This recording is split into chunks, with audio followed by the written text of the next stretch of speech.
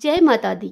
आप सभी का हार्दिक स्वागत है आपके अपने YouTube चैनल श्री कृष्ण दीवानी में। आज नवरात्र के 5वें दिन देवी भागवत कथा में हम सुनेंगे महिषासुर का अपने मंत्रियों से विचार विमर्श करना और ताम्र को भगवती के पास भेजना, देवी के अट्टहास से भयभीत होकर ताम्र का महिषासुर के पास भाग जाना, महिषासुर का अपने मंत्रियों के साथ पुनः विचार विमर्श करना तथा दुर्धर, दुर्मुख और बाष्कल की गर्भोक्ति, बाष्कल और दुर्मुख का रणभूमि में आना, देवी से उनका वार्तालाप और युद्ध तथा देवी के द्वारा उनका वध, चिक्षुर और ताम्र का रणभूमि में आना, देवी से उनका वार्तालाप करना और युद्ध तथा देवी के द्वारा उनका वध, विड़ालाख्य और असिलोमा का रणभूमि में आना, देवी से उनका वार्तालाप और युद्ध करना और फिर देवी के द्वारा उनका वध करना, महिषासुर का रणभूमि में आना तथा देवी से प्रणय याचना करना।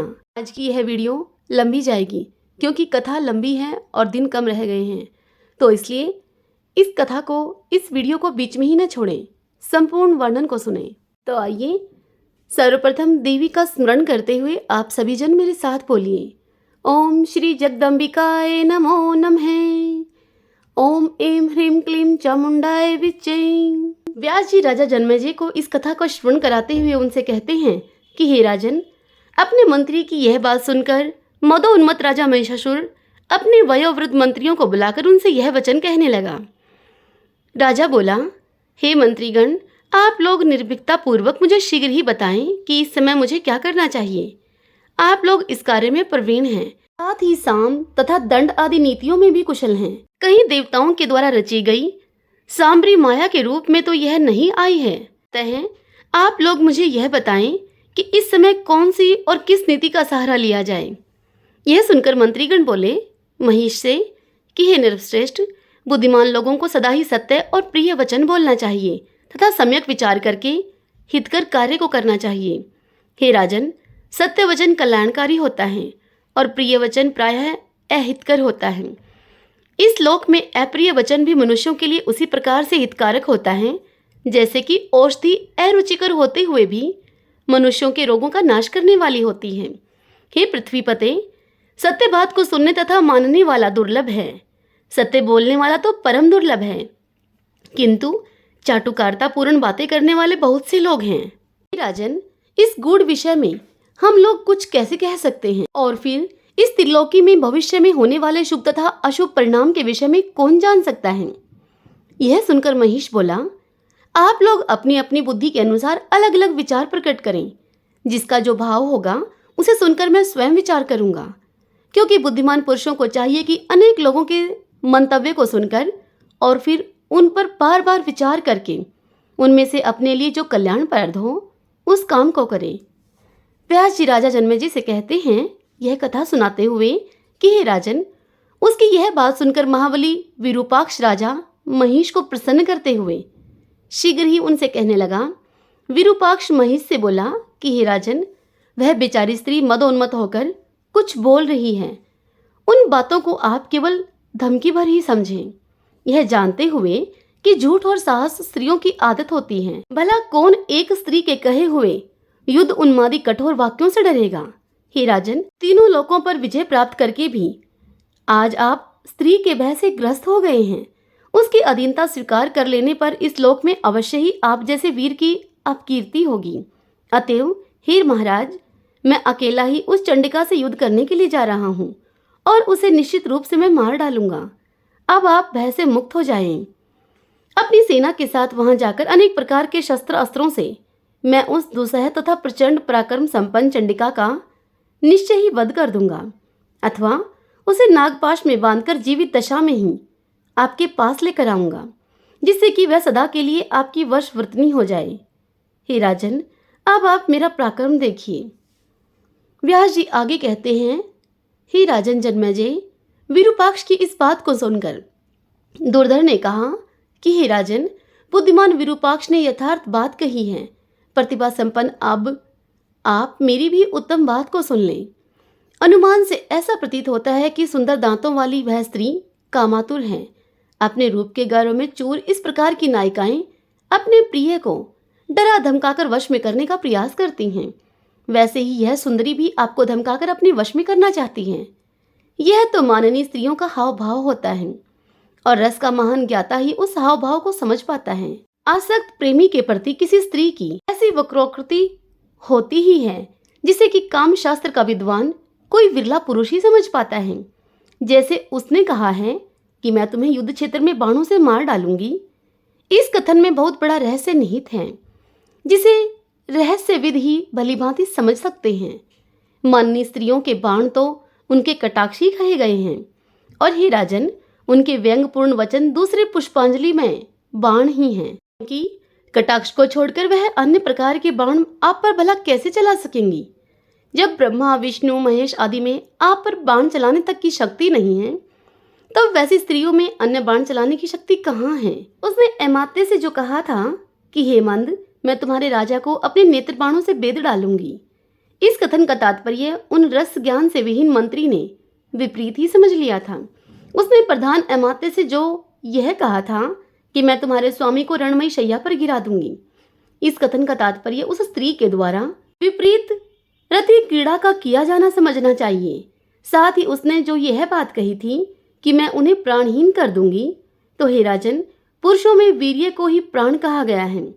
अतः उस स्त्री के कथन का तात्पर्य आपको वीर्यहीन कर देने से है, इसके अतिरिक्त दूसरी बात नहीं है।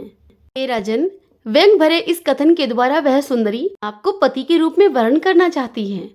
रस शास्त्र के विद्वानों को विचार पूर्वक इस कथन का अभिप्राय भली भांति जान लेना चाहिए। हे महाराज महेश, ऐसा जानकर आपको उसके प्रति रसमय व्यवहार करना चाहिए। हे राजन, प्रिय वचन और प्रलोभन आदि ये ही दो उपाय उसे वश में करने के हैं, इनके अतिरिक्त कोई दूसरा उपाय नहीं है। रुष्ट अथवा मद गर्वित कोई भी माननीय स्त्री इन उपायों से वशवर्तनी हो जाती हैं। उसी प्रकार के मधुर वचनों से प्रसन्न करके मैं उसे आपके पास लेकर आऊंगा। हे राजन, बहुत कहने से क्या लाभ है, अभी वहां जाकर मैं उस स्त्री को एक दासी की भांति सदा के लिए आपके वश में कर दूंगा। व्यास जी राजा जन्मेजय से इस कथा को सुनाते हुए आगे कहते हैं कि हे राजन, दुर्धर की यह ऐसी बात सुनकर तत्वविद ताम्र बोला कि हे राजन, अब आप मेरे द्वारा कही गई उस बात को सुनिए जो कि तर्क युक्त, धर्म से ओतप्रोत, रसमय तथा नीति से भरी हुई है। हे मानद, यह बुद्धि संपन्न स्त्री न कामातुर है, न ही आप पर आसक्त है और न तो उसने व्यंगपूर्ण बातें ही कही हैं। हे महाबाहो, यह तो महान आश्चर्य है कि एक अत्यधिक रूपवती और मनोहर स्त्री बिना किसी का आश्रय लिए अकेली ही युद्ध हेतु आई हुई है। 18 भुजाओं से संपन्न ऐसी पराक्रमशालिनी तथा सुंदर स्त्री किसी के द्वारा तीनों लोकों में ना तो देखी गई है और ना ही सुनी गई है। उसने अनेक प्रकार के सुदृढ़ आयुध धारण कर रखे हैं। हे राजन, इससे मैं तो यह मानता हूँ कि समय ने सब कुछ हमारे विपरीत कर दिया है। मैंने रात में अपशगुन सूचक अनेक स्वप्न देखे हैं। इससे मैं तो यह समझता हूँ कि अब निश्चय ही हमारा विनाश आ चुका है।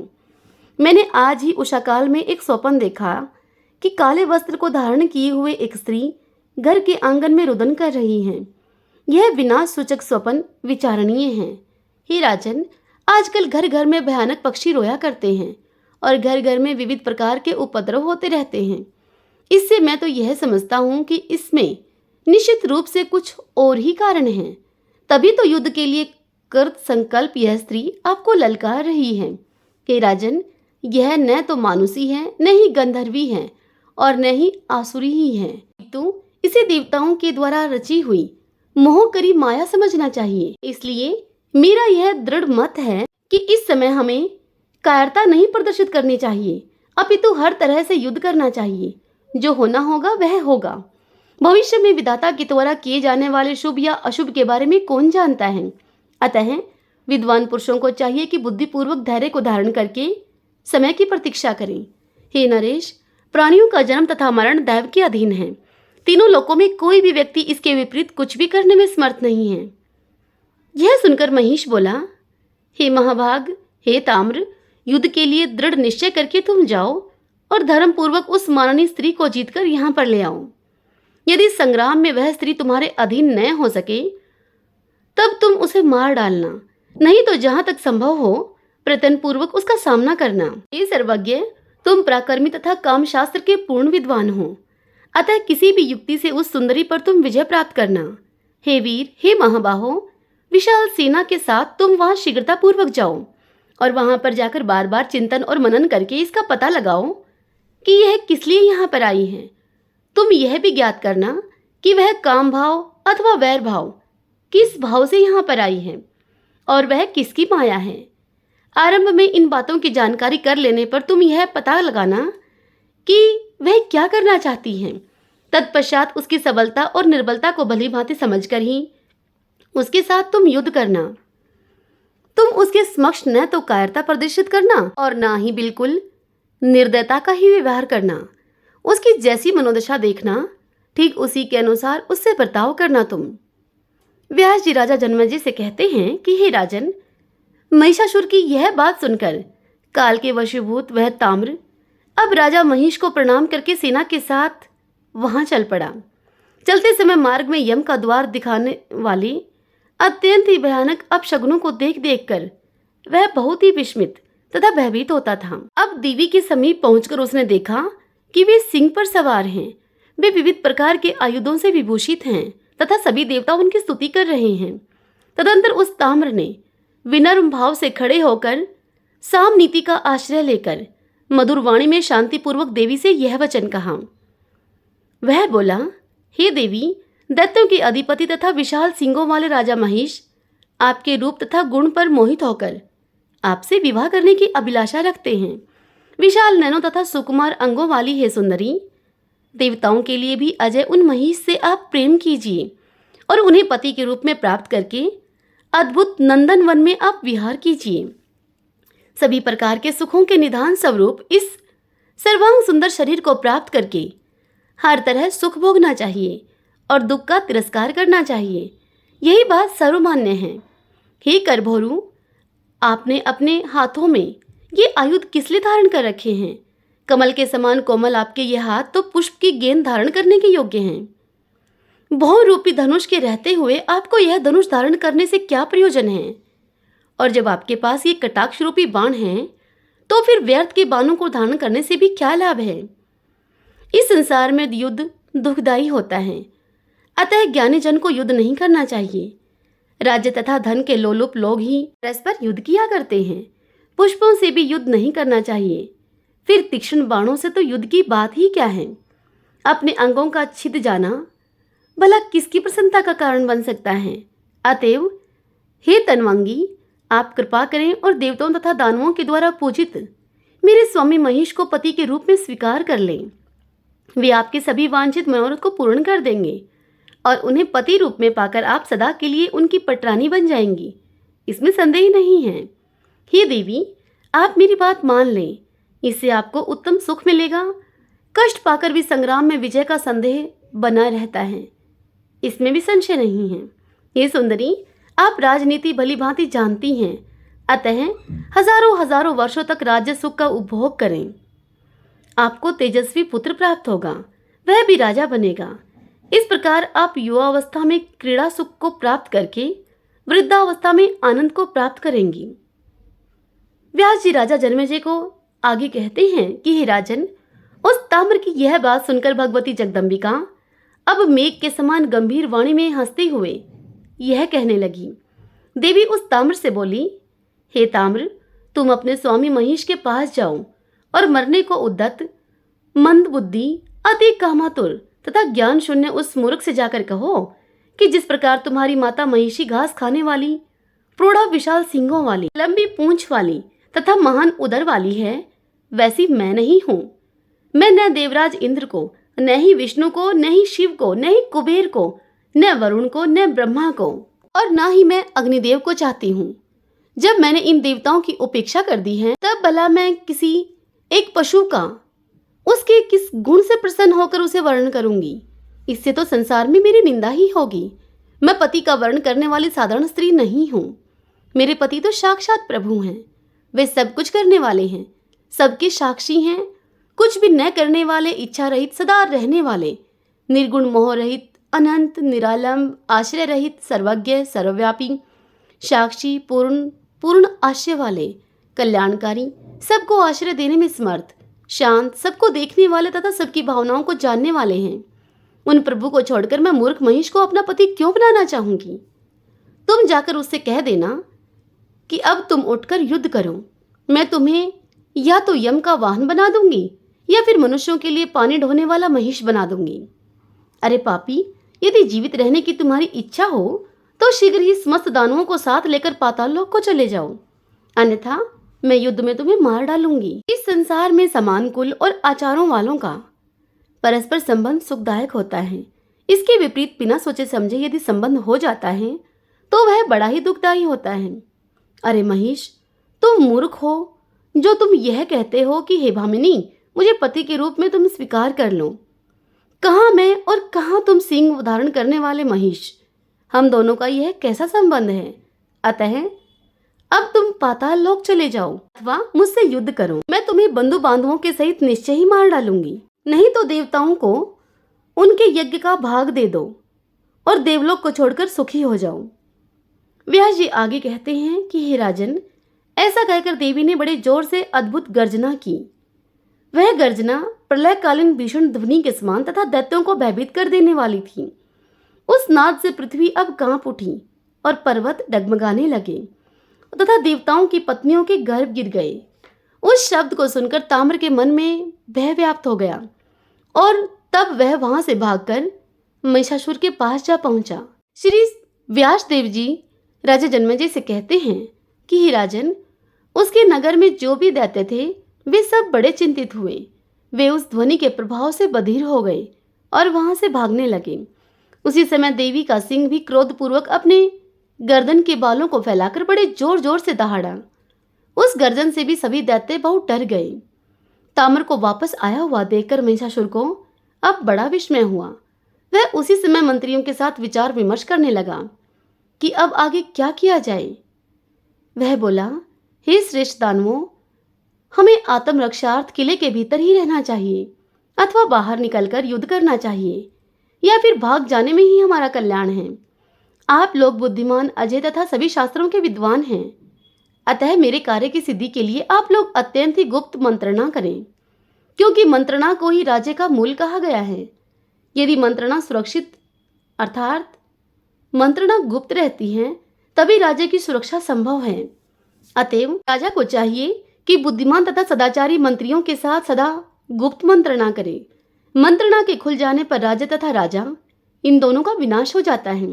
अतः अपने अभ्युदय की इच्छा रखने वाले एक राजा को चाहिए कि भेद खुल जाने के भय से सदा ही गुप्त मंत्रणा करें। अतः इस समय आप मंत्रीगण नीति निर्णय पर सम्यक विचार करके देश काल के अनुसार मुझे सार्थक और हितकर परामर्श प्रदान करें। देवताओं के द्वारा निर्मित जो यह अत्यंत बलवती स्त्री बिना किसी सहायता के ही अकेली ही यहाँ पर आई हुई है, उसके रहस्य पर आप लोग विचार करें। वह बाला हमें युद्ध के लिए चुनौती दे रही है। इससे बढ़कर आश्चर्य की और क्या बात हो सकती है? इसमें मेरी विजय होगी या पराजय, इसे तीनों लोकों में भला कौन जानता है। न तो बहुत संख्या वालों की ही सदा विजय होती है और न तो अकेला रहते हुए भी किसी की पराजय ही होती है। युद्ध में जय और पराजय को सदा ही दैव के अधीन जानना चाहिए। पुरुषार्थवादी लोग कहते हैं कि दैव क्या है, उसे किसने देखा है, इसलिए तो बुद्धिमान उसे अदृष्ट कहते हैं। उसके होने में क्या प्रमाण है? वह केवल कायरों को आशा बंधाने का साधन है। सामर्थ्यवान लोग उसे कहीं नहीं देखते हैं। उधम और दैव ये दोनों ही वीर तथा कायर लोगों की मान्यताएं हैं। अतः बुद्धिपूर्वक सारी बातों पर विचार करके हमें कर्तव्य का निश्चय करना चाहिए। व्यास जी आगे कहते हैं राजा जन्मेजय से कि हे राजन, राजा महिष की यह सार गर्भित बात सुनकर महायशस्वी विड़ालाख्य उसने हाथ जोड़कर अपने महाराज महिषासुर से यह वचन कहा। विड़ालाख्य बोला, हे राजन, विशाल नैनों वाली इस स्त्री के विषय में सावधानी पूर्वक बार बार यह पता लगाया जाना चाहिए कि यह कहाँ से और किस लिए आई है और यह किसकी पत्नी है। मैं तो यह समझता हूँ कि स्त्री के द्वारा ही आपकी मृत्यु होगी। ऐसा भली भांति जानकर सभी देवताओं ने अपने तेज से उस कमल नयनी स्त्री का निर्माण करके यहाँ पर उसको भेजा है। युद्ध देखने की इच्छा वाले वे देवता भी अब आकाश में जाकर छिपकर विद्यमान हैं और अक्सर आने पर युद्ध की इच्छा वाले देवता भी उसकी सहायता करेंगे। उस स्त्री को आगे करके वे विष्णु आदि प्रधान देवता युद्ध में हम सबका वध कर देंगे और वह स्त्री भी आपको मार डालेगी। हे नरेश, मैंने तो यही समझा है कि उन देवताओं का यही अभिष्ट है, किंतु मुझे भविष्य में होने वाले परिणाम का बिल्कुल भी ज्ञान नहीं है। हे प्रभु, मैं इस समय यह भी नहीं कह सकता हूँ कि आप युद्ध न करें। हे महाराज, देवताओं के द्वारा निर्मित इस कार्य में कुछ भी निर्णय लेने में आप ही प्रमाण हैं। हम अनुयायियों का तो यही धर्म है कि अवसर आने पर आपके लिए सदा ही मरने को तैयार रहें अथवा आपके साथ आनंद पूर्वक रहें। हे राजन, अद्भुत बात तो यह है कि बल अभिमानी और सेना संपन्न हम लोगों को एक स्त्री युद्ध के लिए चुनौती दे रही है। यह सुनकर दुर्मुख बोला, हे राजन, मैं यह पूर्ण रूप से जानता हूं कि आज युद्ध में विजय निश्चित रूप से हम लोगों की ही होगी। हम लोगों को पलायन नहीं करना चाहिए, क्योंकि युद्ध से भाग जाना पुरुषों की कीर्ति को नष्ट करने वाला होता है। इंद्र आदि देवताओं के साथ भी युद्ध में जब हम लोगों ने यह निंदनीय कार्य नहीं किया था, तब उस अकेली स्त्री को सामने पाकर उससे डरकर भला कौन पलायन करेगा। अतः अब हमें युद्ध आरंभ कर देना चाहिए। युद्ध में हमारी मृत्यु हो या हमारी पराजय हो, जो होना होगा वह तो होगा ही। यथार्थ ज्ञान वाले को इस विषय में चिंता की क्या आवश्यकता है। रणभूमि में मरने पर कीर्ति मिलेगी और विजय होने पर जीवन में सुख मिलेगा। इन दोनों ही बातों को मन में स्थिर करके हमें आज ही युद्ध छेड़ देना चाहिए। युद्ध से पलायन कर जाने से हमारा यश नष्ट हो जाएगा। आयु के समाप्त हो जाने पर मृत्यु होनी तो निश्चित ही है। अतएव जीवन तथा मरण के लिए व्यर्थ चिंता नहीं करनी चाहिए। व्यास जी राजा जन्मेजय से कहते हैं कि हे राजन, दुर्मुख का विचार सुनकर बात करने में परम प्रवीण बाष्कल हाथ जोड़कर विनम्रता पूर्वक राजा महिष से अब यह वचन कहने लगा। बाष्कल राजा महिष से बोला कि हे राजन, कायर लोगों के लिए प्रिय इस पलायन कार्य के विषय में आपको विचार नहीं करना चाहिए। मैं उस चंचल नेत्रों वाली चंडी को अकेले ही मार डालूंगा। हमें सर्वदा उत्साह से संपन्न रहना चाहिए, क्योंकि उत्साह ही वीर रस का स्थायी भाव है। हे नृपश्रेष्ठ, भयानक रस तो वीर रस का वैरी है।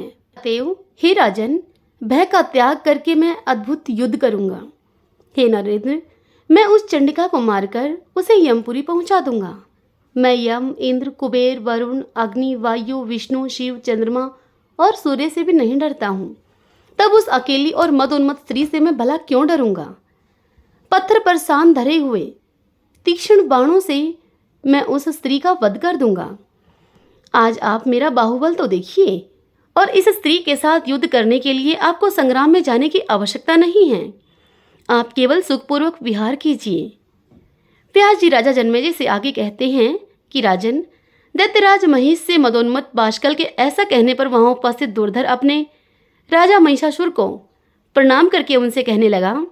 दुर्धर बोला राजा महिष से कि हे महाराज, रहस्यमय ढंग से आई हुई उस देव निर्मित 18 भुजाओं वाली तथा मनोहर देवी पर मैं विजय प्राप्त करूंगा।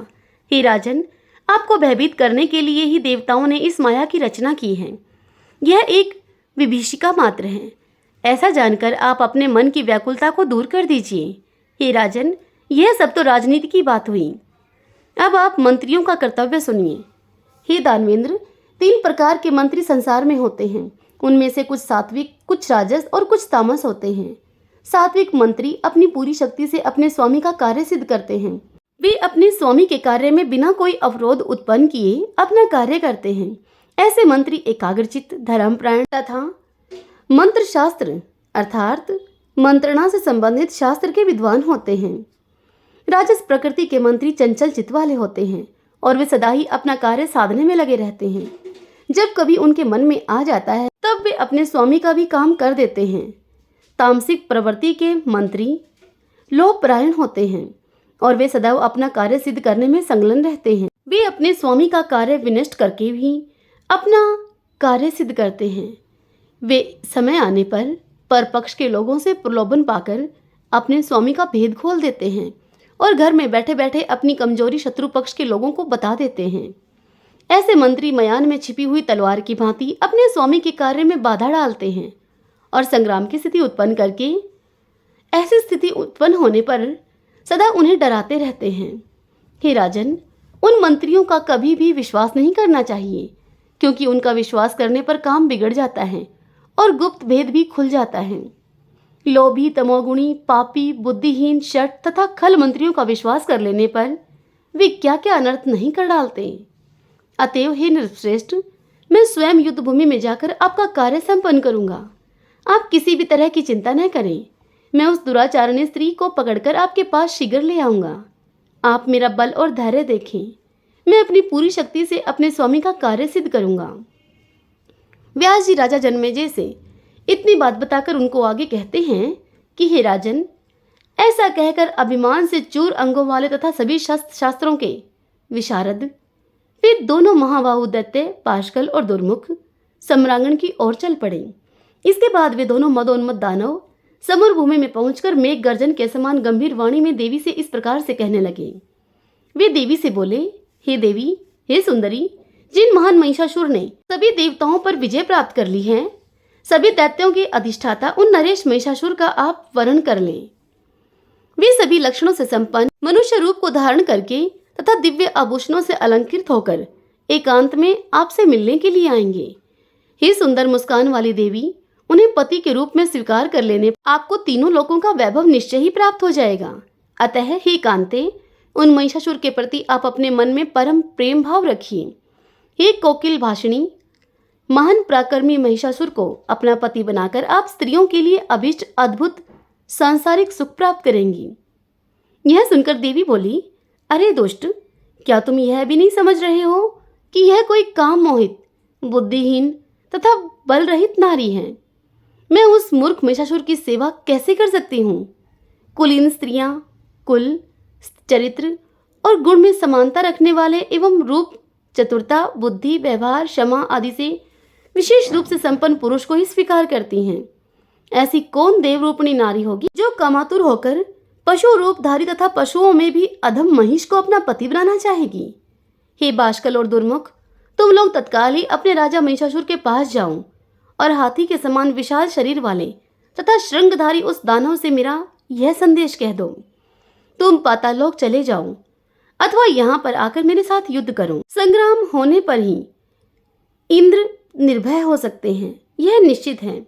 मैं तुम्हारा वध करके ही जाऊंगी। बिना तुमको मारे मैं तुम्हारा वध किए बिना मैं नहीं जा सकती। हे महामूर्ख, यह समझकर अब तुम जो चाहते हो वैसा करो।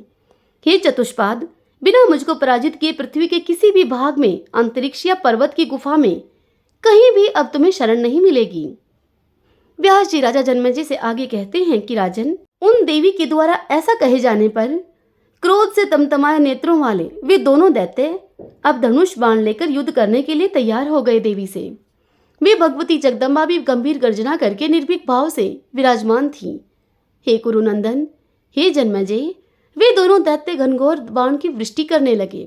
भगवती जगदम्बा भी देवताओं की कार्य सिद्धि के निमित्त अत्यंत ही मधुर नाद करती हुई उन दोनों दानवों पर बाण समूह की वर्षा करने लगी। उन दोनों में से बाष्कल शीघ्रतापूर्वक समरभूमि में देवी के सामने आ गया। उस समय दुर्मुख केवल दर्शक बनकर देवी की ओर मुख करके खड़ा रहा। अब भगवती तथा बाष्कल के बीच में बाणों, तलवारों और परीख के प्रहार से भीषण युद्ध होने लगा, जो उत्साहहीन चित्त वाले लोगों के लिए भयदायक था। तत्पश्चात युद्ध के लिए उन्मत्त उस बाष्कल को देखकर जगदम्बिका अब कुपित हो गई। उन्होंने पत्थर की सान पर चढ़ाकर तीखे बनाए गए तथा कानों तक खींचे गए 5 बाणों से उस पर प्रहार किया। उस दानव ने भी अपने तीक्ष्ण बाणों से देवी के बाणों को काट दिया और पुनः सिंह पर विराजमान भगवती पर 7 बाणों से प्रहार किया। देवी भगवती ने उसके बाणों को काटकर पानी चढ़ाकर तीक्ष्ण किए हुए 10 बाणों से उस दुष्ट पर प्रहार किया और वे बार बार जोर जोर से हंसने लगी। जगदम्बा ने अपने अर्धचंद्राकार बाण से उसका धनुष काट डाला तथा बाष्कल भी गदा लेकर देवी को मारने के लिए अब उनकी ओर दौड़ा। अभिमान में चूर उस दानव को हाथ में गदा लिए हुए आता हुआ देखकर देवी चंडिका ने अपनी गदा के प्रहार से उसे धराशायी कर दिया। बाष्कल मुहूर्त भर पृथ्वी पर ही पड़ा रहा। इसके बाद वह फिर से उठ खड़ा हुआ और प्रचंड पराक्रमी उस वीर ने भी भगवती पर गदा चला दी। उस दैत्य को सामने आते हुए देखकर अब भगवती ने कुपित होकर बाष्कल के वक्षस्थल पर त्रिशूल से प्रहार किया, जिससे कि वह बाष्कल अब पृथ्वी पर गिर पड़ा और बाष्कल के गिरते ही उस दुरात्मा महिष की सेना वहां से भाग गई और आकाश मंडल में विद्यमान देवता प्रसन्नतापूर्वक भगवती की जय जयकार करने लगे। उस दैत्य के मार दिए जाने पर महाबली दुर्मुख क्रोध से आंखें लाल किए हुए रणभूमि में अब देवी के समक्ष आ गया। उस समय वह वैभवशाली दैत्य अरे अबले ठहरो ठहरो ऐसा बार बार कहते हुए धनुष बाण धारण करके कवच पहने हुए रथ पर सवार था। उस दानव को अपनी ओर आते हुए देखकर देवी ने शंख ध्वनि की और उससे कुपित करती हुई वे अपने धनुष की टंकार करने लगी। वह दानव दुर्मुख भी बड़ी तेज से सर्प के समान विशाल तीक्ष्ण बाण छोड़ने लगा। तब महामाया ने अपने बाणों से उन बाणों को काट डाला और वे गर्जन करने लगी। हे राजन, बाण, शक्ति, गदा, मूषल और तोमर आदि के प्रहार से उन दोनों में परस्पर भयंकर युद्ध होने लगा। उस समय रणभूमि में रुधिर की नदी बह चली। उसके तट पर गिरे हुए मस्तक इस प्रकार से सुशोभित हो रहे थे मानो वैतरणी पार करने के लिए तैरना सीखने वाले यमदूतों के द्वारा प्रसन्नतापूर्वक तुम्बी फल लाकर रख दिए गए हों। भूमि पर कटकर गिरे हुए शवों तथा उन्हें खाने वाले भेड़ियों आदि जंतुओं से वह रणभूमि अत्यंत ही भयंकर और दुर्गम हो गई थी। शियार, कुत्ते, कौवे, कंक, अयोमुख नामक पक्षी, गिद्ध और बाज उन दुष्ट दानवों के शरीर को नोच नोच कर खा रहे थे।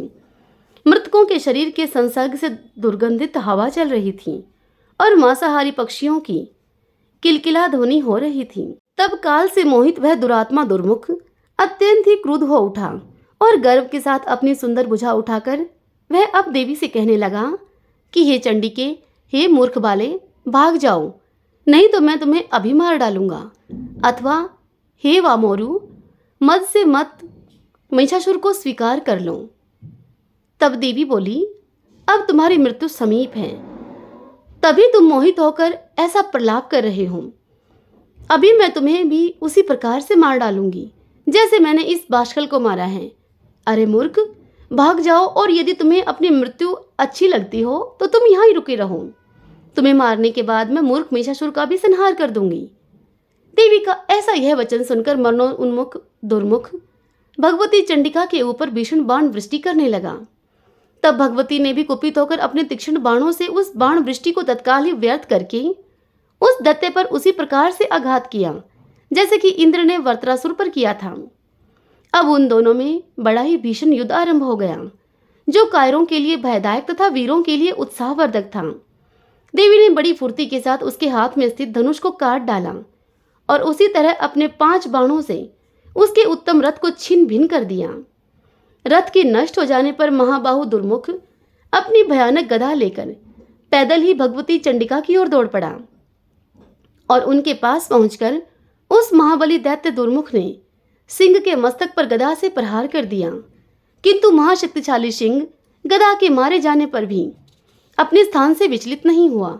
उसी समय जगदम्बा ने हाथ में गदा लिए हुए उस दुर्मुख को सम्मुख उपस्थित देखकर अपनी तीक्ष्ण धार वाली तलवार से उसके किरीट युक्त मस्तक को काट दिया। मस्तक के कट जाने पर दुर्मुख अब जमीन पर गिर पड़ा और मर गया। तब देवता बड़े ही प्रसन्न होकर देवी की जय जयकार करने लगे। दुर्मुख के मारे जाने पर आकाश में विद्यमान देवता भगवती की स्तुति करने लगे, उन पर पुष्पों की वर्षा करने लगे और उनकी जय जयकार करने लगे।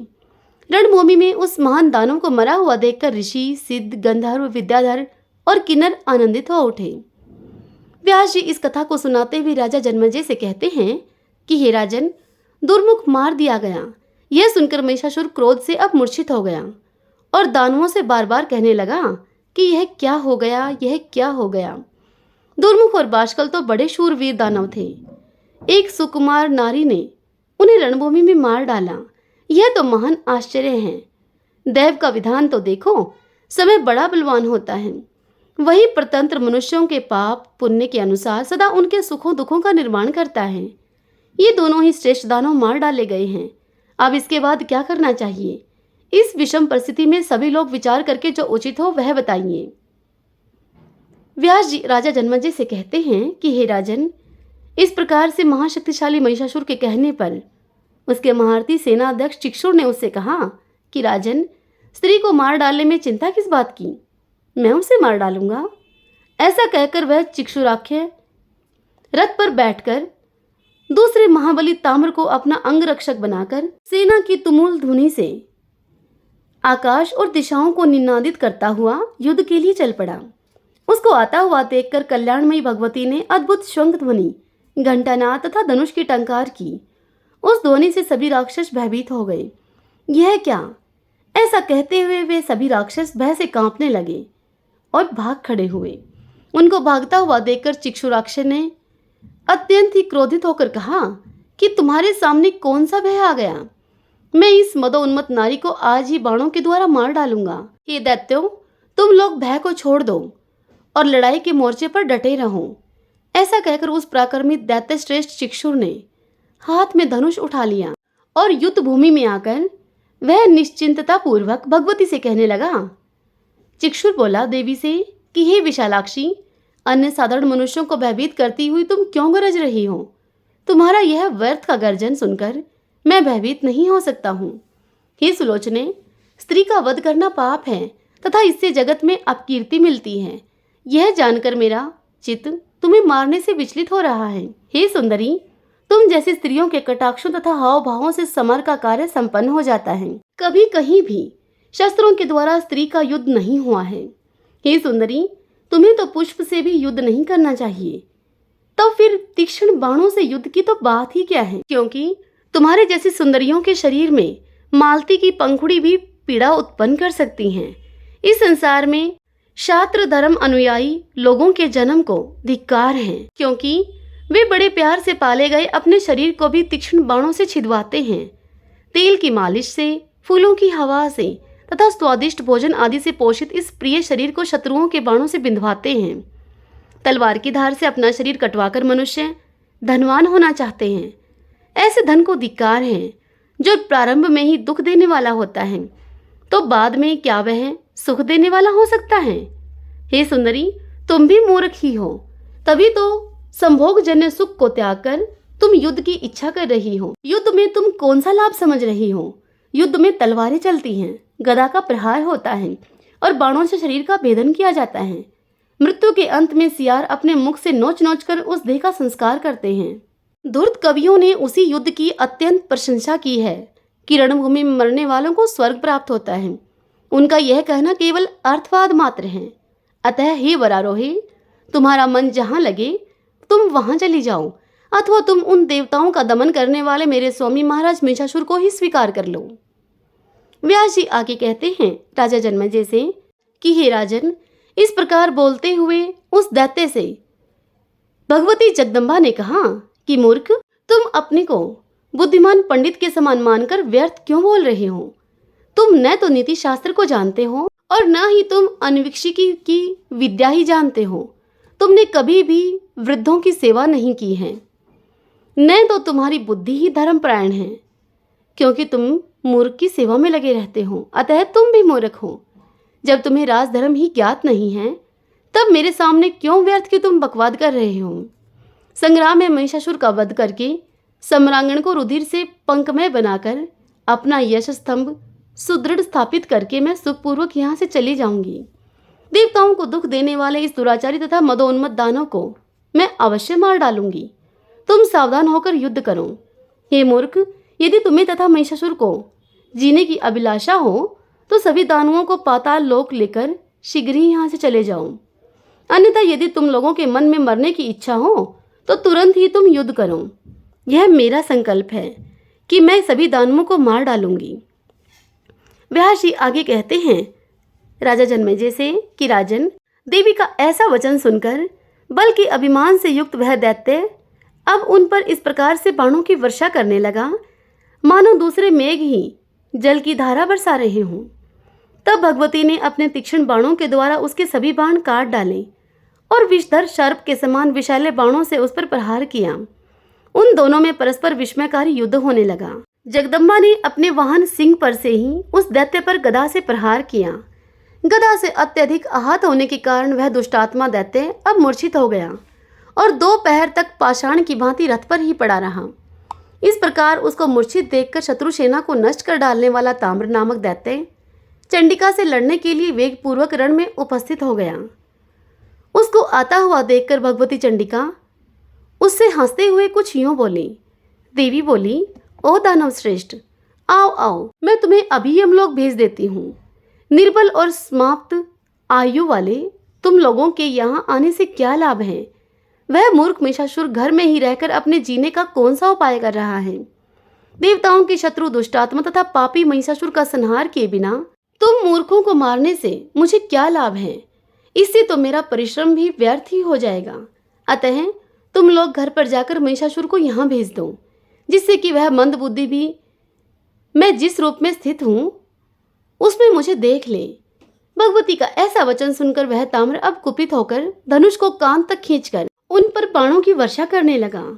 देवताओं के शत्रु उस दैत्य को मारने की इच्छा वाली तामाक्षरी भगवती भी धनुष खींचकर उसके ऊपर वेग पूर्वक बाण छोड़ने लगी। इतने में ही बलवान चिक्षुर, जो कि मूर्छित था, उसने मूर्छा को त्याग कर अब वह खड़ा हो गया और तुरंत ही बाण सहित धनुष लेकर देवी के सामने आकर खड़ा हो गया। चिक्षुर और ताम्र दोनों ही अत्यंत उग्र बलवान और महान वीर थे। अब वे दोनों ही मिलकर भगवती जगदम्बा से रण में युद्ध करने लगे।